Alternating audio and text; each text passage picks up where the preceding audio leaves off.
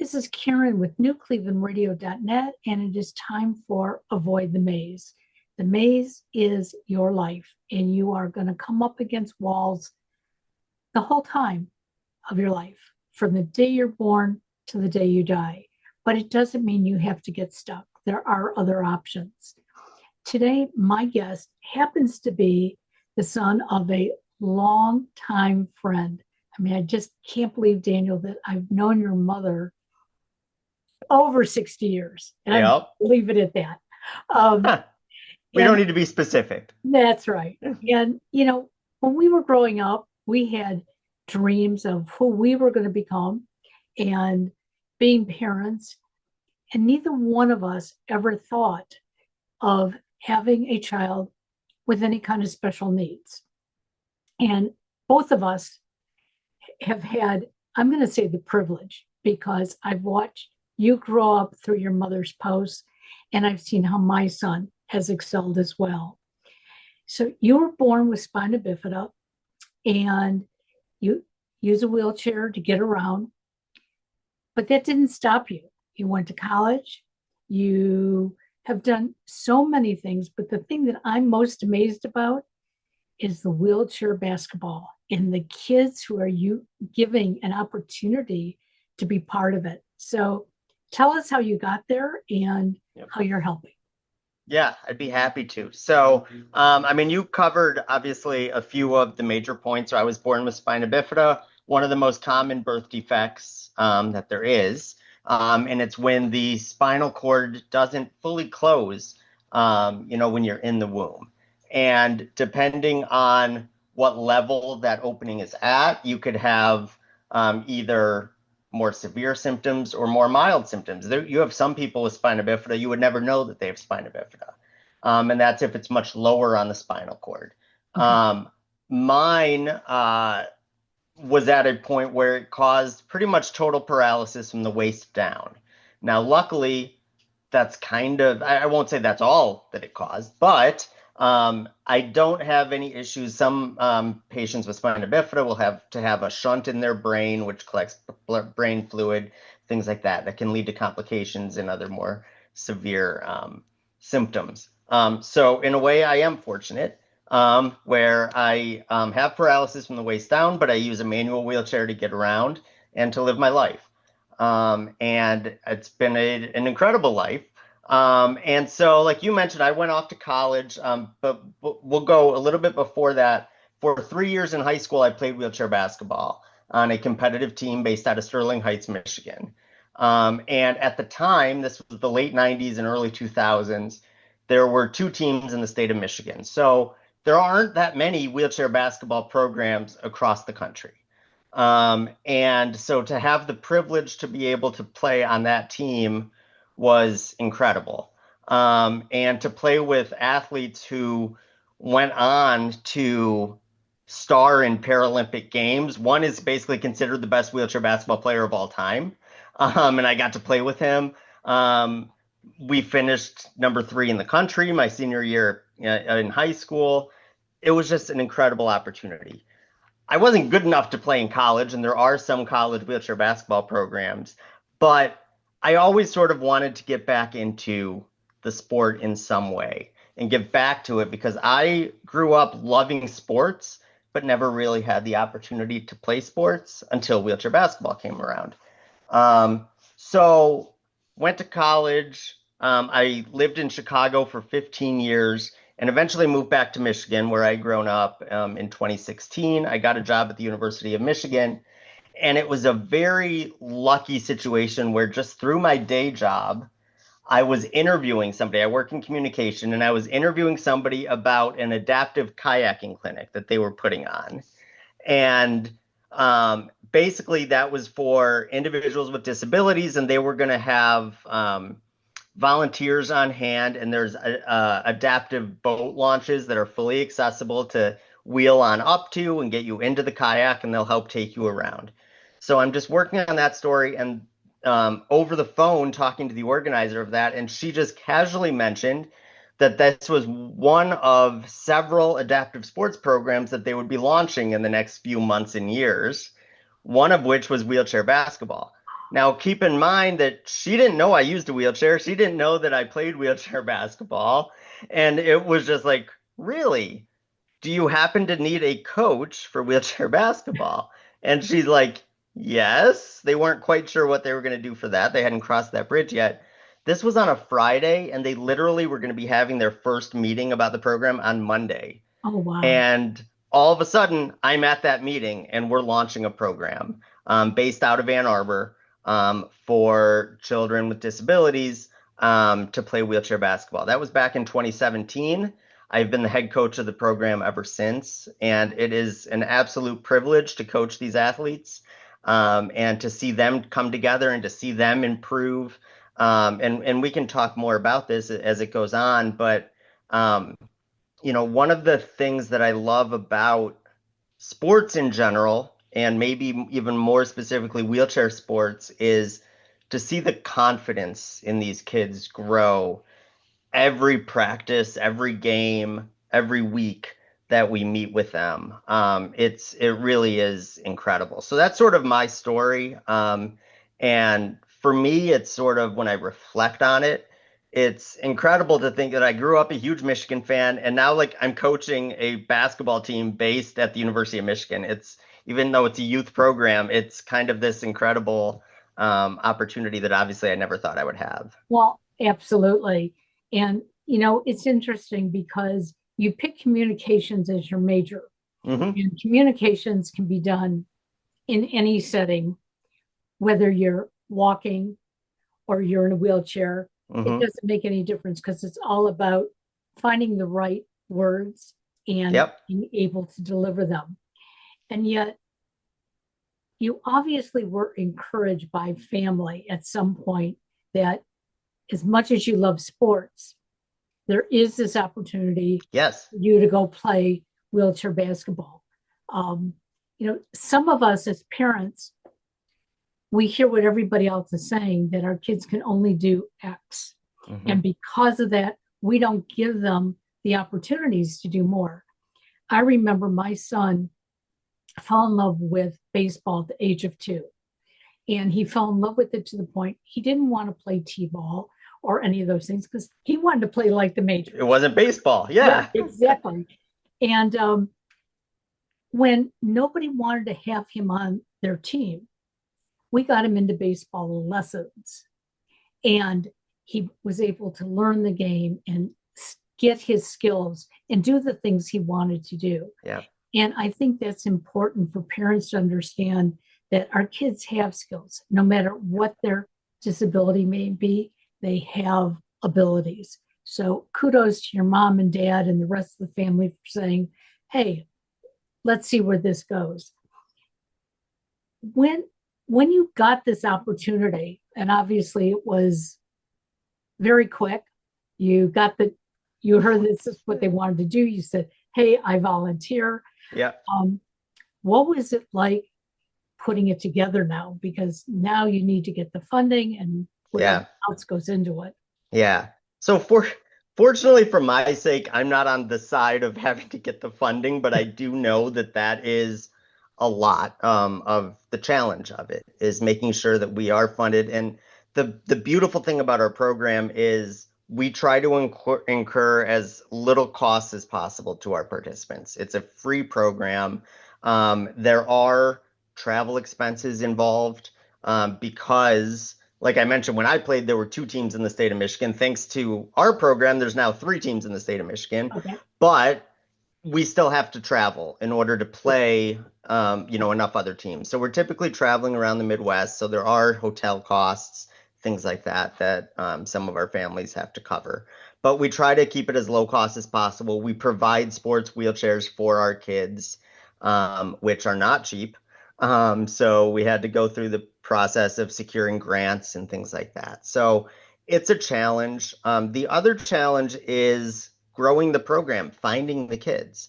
One of the interesting things that a lot of people don't realize, and this actually goes to a point you made a few minutes ago, and we'll touch on that in a sec, is you don't actually have to use a wheelchair full time to play wheelchair basketball.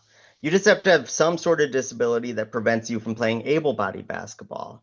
And then you are eligible to play wheelchair basketball. And you can come in, and again, we have sports wheelchairs for you. Um, you sit down in the chair and you play. And so one of the points that you made about parents have a vision in their head of what their kids are going to look like, right? And what their kids are going to do. And when you end up having a child with a disability, that sort of throws all of that for a loop. And so to some degree, a lot of parents will be like, my kid is going to walk, he is going to run, he is going to do what, even if they have a disability, we're going to do everything in our power to make sure that they look like other kids. And so it's sometimes hard to convince the parents that, hey, this wheelchair is a tool of independence for your kid. It is a tool that they can use to be on a level playing field.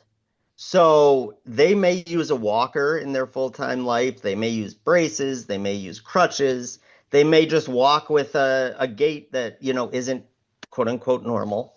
But they should come try wheelchair basketball because it opens up incredible opportunities for them.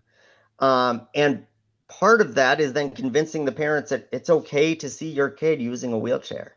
It doesn't make them a failure. It doesn't make, there shouldn't be negative connotations to it. And I think, unfortunately, there are negative connotations to it in society in general. Um, and that goes to my day job too about using words, right? And not the importance of words. And so often when you talk about somebody who uses a wheelchair, you will see the phrase confined to a wheelchair or wheelchair bound, and it's all limiting. And that's the importance of language is I'm not confined to my wheelchair. I can jump out of my wheelchair anytime I want. I am not wheelchair bound. It's not stuck to me. My wheelchair is the device I use to live my life, to have independence, to have freedom.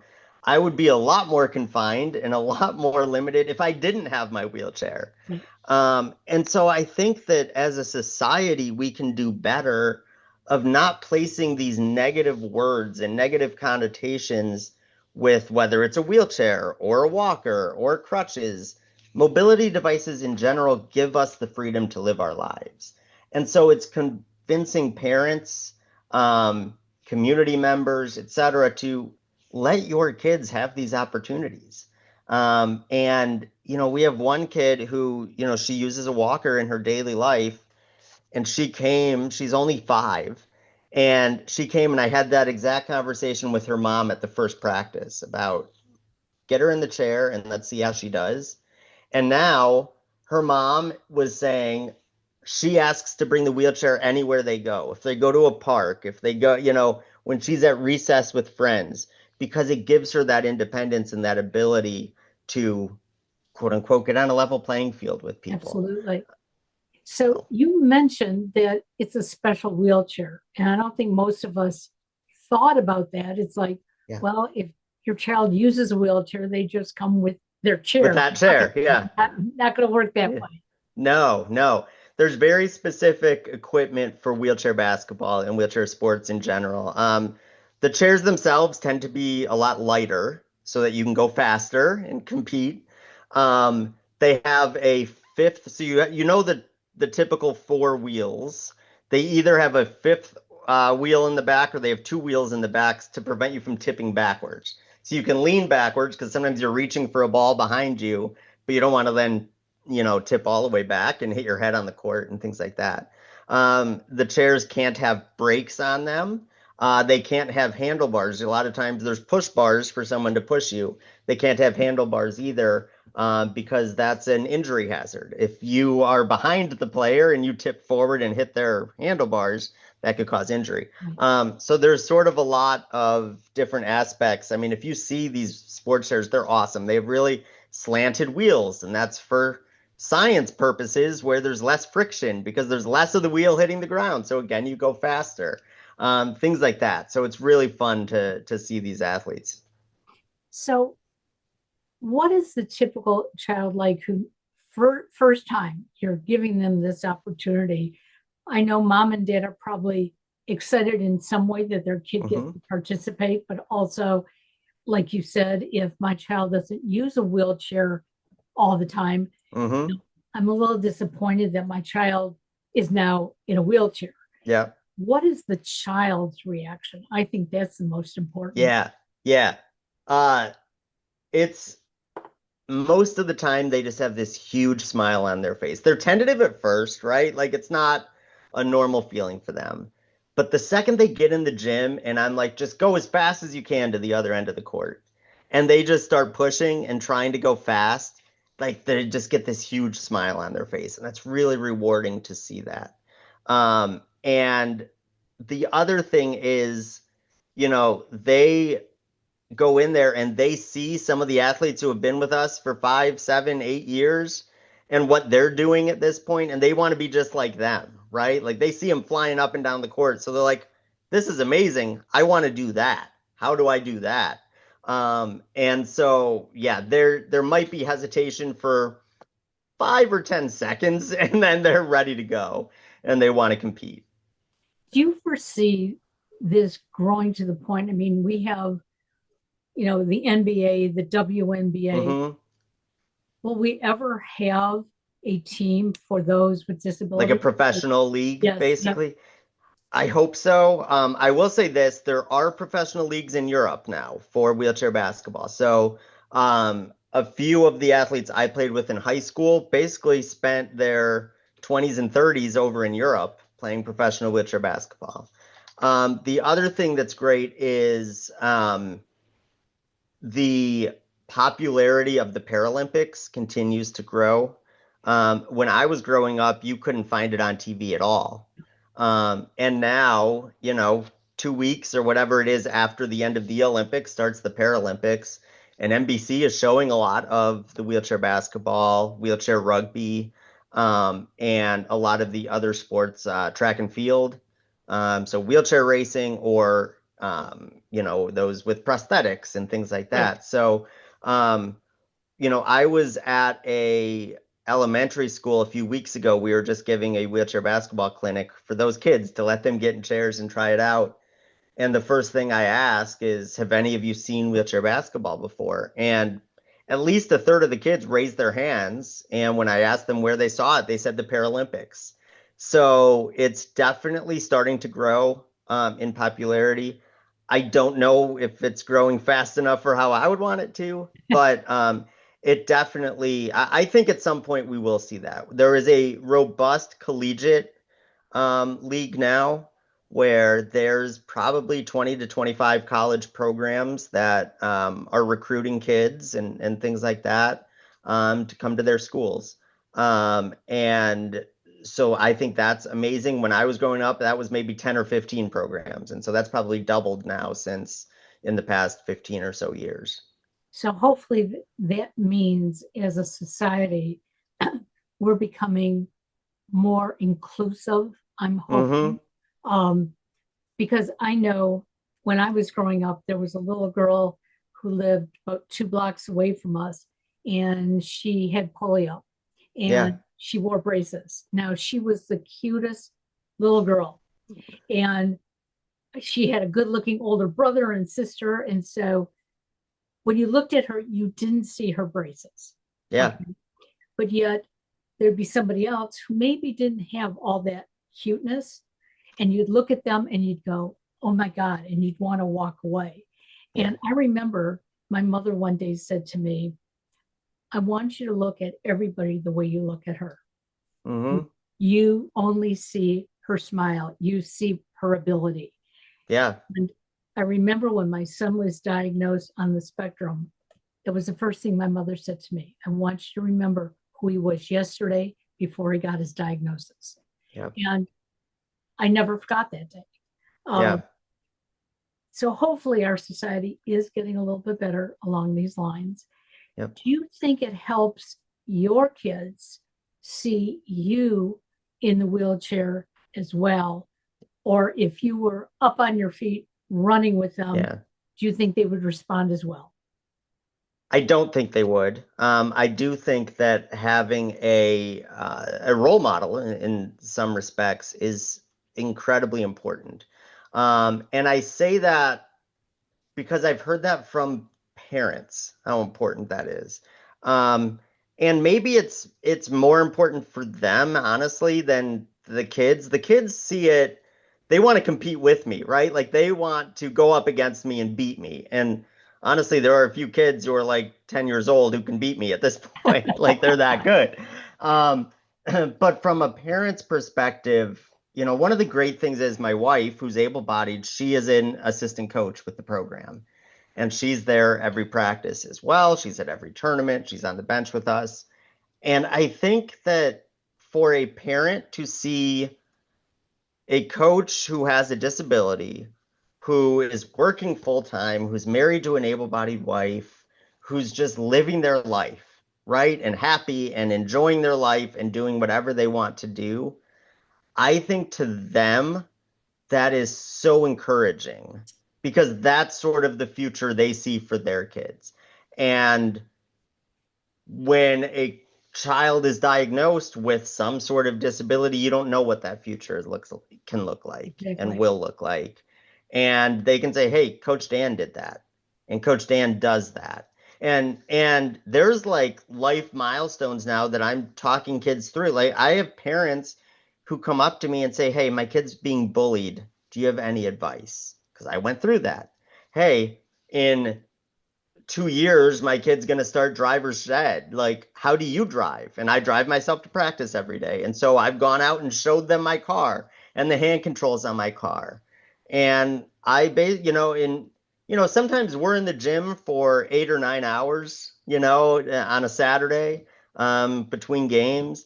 And so it's sort of these impromptu support groups, and I'm happy to sort of be there and just talk to them about what my life is like on a daily basis. And I think that it makes them feel a lot better about what their life is like and will be like moving forward. Well, and I love how you describe your wife.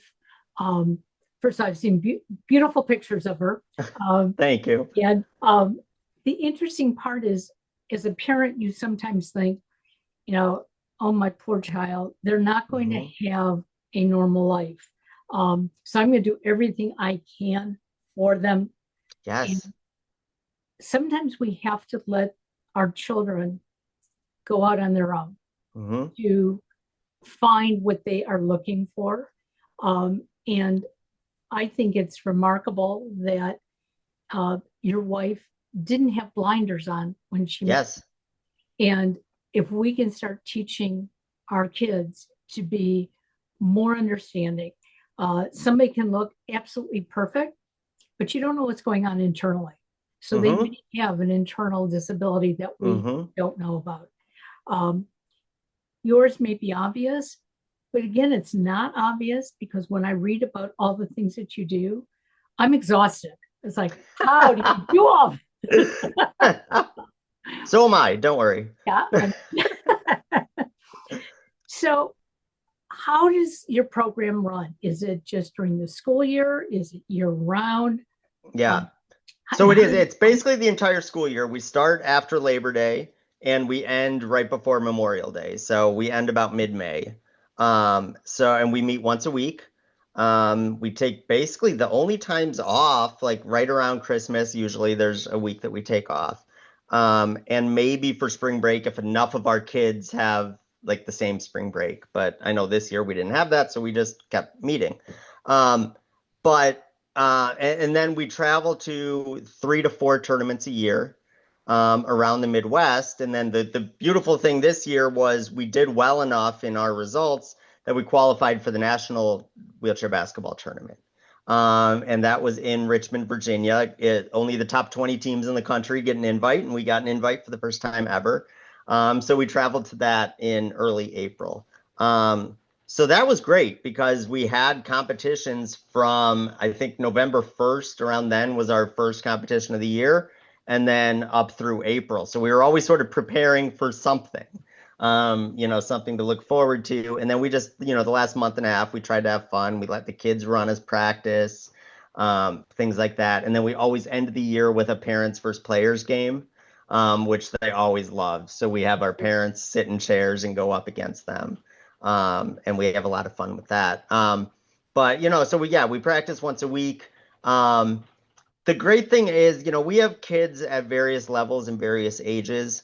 So I think we have about 13 children in the program regularly, and not all of them will travel with us to tournaments. We had 3 5-year-olds this year. They didn't come with us to tournaments. But we still, they're still at practice every week with us, and they're still playing with the 13-year-olds and things Love like it. that. Yeah. So they have kids that they're looking up to. And I sort of love it because as the older kids start to age out to a different team, now we have the next generation coming up and learning from them. So it's sort of it's going to be great. And I think that, we sort of had to rebuild after COVID. We took a year and a half off because of COVID. And when we came back, we only had 4 kids in the program. So we had to rebuild. And now that we've got sort of that, we reached that threshold where we've got sort of the older generation and then the younger generation too. And I foresee that sort of just as the years and hopefully the decades go on, that we sort of continue always have that, blend of older and younger kids and sort of passing the torch. I love that. Yeah.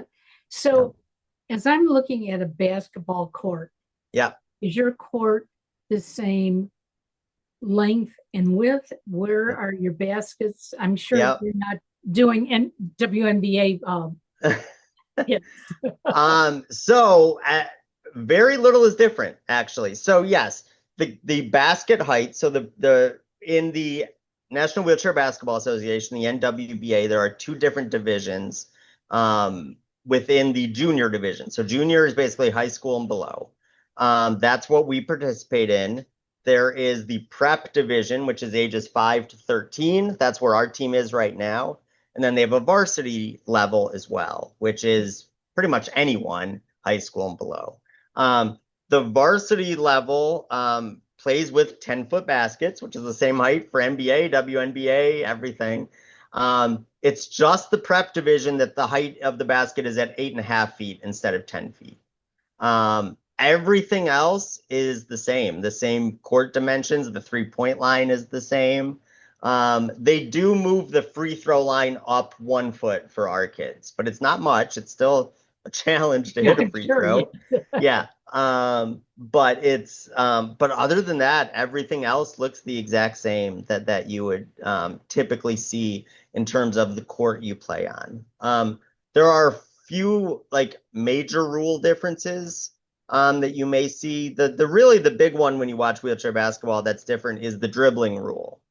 So you don't have to dribble constantly. You have to dribble once for every 2 pushes of the chair. So you can push your chair twice, then you have to dribble once. If you push your chair 3 times without dribbling, that's a travel. That's it. I mean, other than that, like your wheelchair is considered part of your body, so you have to be in full control of your chair at all times. If you crash into somebody and you're not in control, that's a foul, and things like that. So there are if you really want to get into like the nitty gritty nuances, like you're only allowed to be in the key for 3 seconds, like you are in the WNBA, NBA, college basketball, etc. Very few other rules are different. So, and it's also very fast paced. If you haven't seen it, I mean, you're flying up and down the court very quickly. So it's interesting because I don't know how I got to the channel one night, Yeah. but I was watching men's wheelchair basketball. Yeah. And my son at the time was working for the WNBA. And I Okay. said, these guys are better than my calves here in town and better than your team. And he said, oh my God, what's wrong with you, Mom? But the fast pace was really getting to me. Yeah. And watching how flexible they are with their upper body. Yeah. And I wasn't expecting that. And it's being able to, it's really amazing when you watch like the highest levels. Like they are controlling their wheelchair without their arms. Like you're just shifting your hips and things like that. and that's so that if they're holding the ball out here, they're able to turn their chair just by shifting their hips and things like that. It's really remarkable to see. And it's also very physical. I mean, people are flipping over constantly at the high levels. Um, at our level, maybe once every 4 games, a kid, falls over and whatever, and they think it's the funniest thing ever when it happens. But when you get up even to the varsity level, which is the equivalent of high school basketball, I mean, you're flipping over pretty much probably once a game, and you actually in practice, getting up from having flipped over. Because if you can't do it quickly, the other team has an advantage, right? And they Right. could be playing 5-on-4 at the other end of the court. So you try to figure that out too. So it's physical, it's fast paced, it's a really fun sport to watch. So you're at the University of Michigan. You've got Yeah, a great basketball team at the University of yeah. Michigan. Do they come and cheer the kids on at all? So it's kind of a challenge with all the NCAA rules about where they can sort of get I, together and and so we haven't had an opportunity like that. However, I will say we have played at halftime of a women's basketball game at Chrysler Center. So we do try to get involved in some ways. One of our kids was able to make a video asking the men's basketball players, fun questions of, about how they play their sport, etc. And I'm hoping as our kids get older and the partnerships get even more embedded, that we will have even more opportunities like that. We've attended, for free a Michigan basketball game, things like that. So we definitely do have a relationship. There's also an adaptive wheelchair basketball program that has started at U of M. And they're joining the collegiate division next year, actually, of the NWBA. And who knows? I mean, I can envision down the line, this is sort of a pipeline. So our program, we got kids who, once they graduate high school, hey, come join U of M, right? And just go right in and go play college basketball at U of M. So, as the program, builds and grows and their program builds and grows, I can definitely see how we sort of come together as a pipeline for each other, and that will be really exciting. So if we have people in your area who are listening to us today and they Yep. say, oh, perfect program for my kid, Yep. or I'm not sure, but hey, want to know more, how can they follow through? Yeah, so they can either reach out to me and my just send me an email, which is ellman ellman .daniel @gmail.com, and I'll put them in touch with our coordinator, which is you can also look up the University of Michigan Adaptive and Inclusive Sports Experience, UMAIS. UMAISE. You can look them up online as well, and there's going to be contact info for them as well. Our coordinator's name is Courtney Fankhauser. She does an amazing job. And the great thing too is it's not just wheelchair basketball that UMAIS offers. Like I mentioned, they have adaptive kayaking, but I've done hand cycling with them. They have an adaptive fishing program that they do during the summer. They have an adult sports club where they can do adaptive martial arts. There's boccia, I think is how you pronounce it, which is a different Paralympic sport that they just introduced. They do adaptive archery. There's just all sorts of events out there. And it's perfect for Southeastern Michigan or Northern Ohio. I know that the archery program they do with an adaptive sports program down in Toledo. So I know one of the events takes place in Toledo. So if you have, listeners from around there as well, these programs are available too. So it's really remarkable. There are adaptive sports programs in the Cleveland area. The Cavaliers are a program that Yep. that they have there. And so there's these opportunities everywhere, which is great. And I love that we get to travel around the Midwest and play teams from all over. We play a team from Columbus, the Columbus Knights are a program there for children with disabilities. Our Midwest Conference Championship last year was in Akron, Ohio. So we get to visit all these locations and teams all over. So it's really outstanding. So no matter where you're listening from, there may be a wheelchair sports program in your area. But for us, we are the Michigan Rollverines, not Wolverines, we're the Rollverines, Rollverines. And you can follow us also on Instagram at myrollverines. So we'd love for people to follow us there. And we are posting, my wife is sort of the social media manager, so she's posting videos from every practice and things like that. So it's sort of a great way to sort of stay involved in the program. Well, I certainly want to thank you for joining us today and providing us with an opportunity to see that there's a lot of life out there. Okay. Hmm. And I shared this in a podcast yesterday. I broke my shoulder Christmas Eve, and I don't have full range of motion, and I never will, I'm told. Yeah. Okay. But you know what? That doesn't stop me from doing all the things I want to do. And Yep. I tell people, whether you're born with a disability or somewhere along the line, you have a disability. It Yep. doesn't mean that all of a sudden now you can't do what you want to do. There are ways Yep. to modify life. And I will tell you, my physical therapist said to me the other day that she's never seen someone my age who puts in as much energy. And I said, because I want as much movement in my arm Yeah. as I can have. And that's why I love what you're doing with these kids, because they're getting the opportunity to Hmm. be part of something. And basketball is a big part of our Yeah. social network. Well, and you're completely right. And one of the things I say about disability, it's not a negative thing, it's just life, is that the disability community is a minority community that anyone can join at any time, right? Like, unfortunately, you might be in a car accident tomorrow, and all of a sudden you have a disability. And that's just the way things are.